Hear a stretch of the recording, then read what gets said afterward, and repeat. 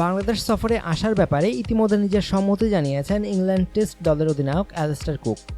এবার তার দলে যোগ দিলেন দলের আরেক নিয়মিত সদস্য উইকেটকিপার ব্যাটসম্যান জনি বায়াস্টো। সম্প্রতি এক সাক্ষাৎকারে বায়াস্টো জানিয়েছেন, যদি দলে ডাক পান তবে বাংলাদেশ সফরে আসার ব্যাপারে আপত্তি করবেন না তিনি।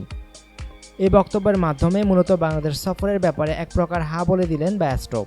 কেননা সাম্প্রতিক অতীতে ইংল্যান্ড টেস্ট দলের সবচেয়ে ধারাবাহিক ব্যাটসম্যান তিনি, তাই পারফরম্যান্সজনিত কারণে যে তিনি দলে জায়গা হারাবেন না তা বলাই বাহুল্য।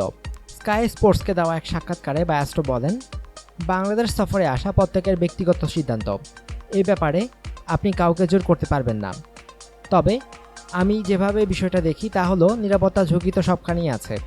আপনি ডনিংটনের রাস্তা দিয়ে হেঁটে যান কিংবা লন্ডনের রাস্তায় হাঁটেন, নিরাপত্তা নিয়ে সংশয় থাকবেই। এটাই আমাদের জীবন।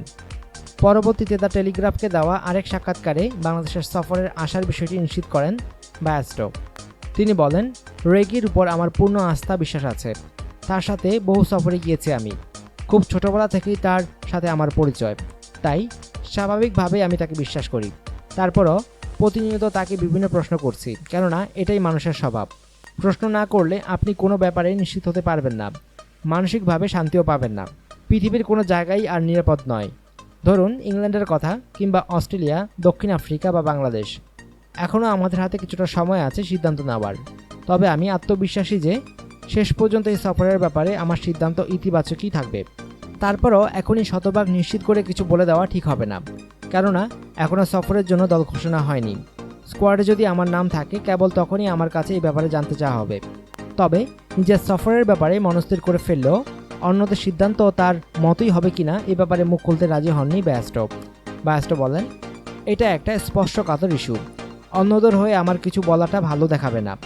অন্য কেউ আমার হয়ে বললেও সেটা আমি মানতাম না।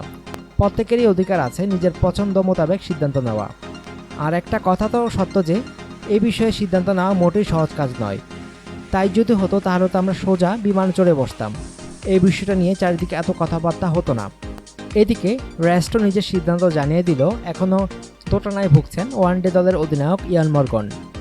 সিদ্ধান্ত নেওয়ার আগে আরও কিছুটা সময় চান তিনি।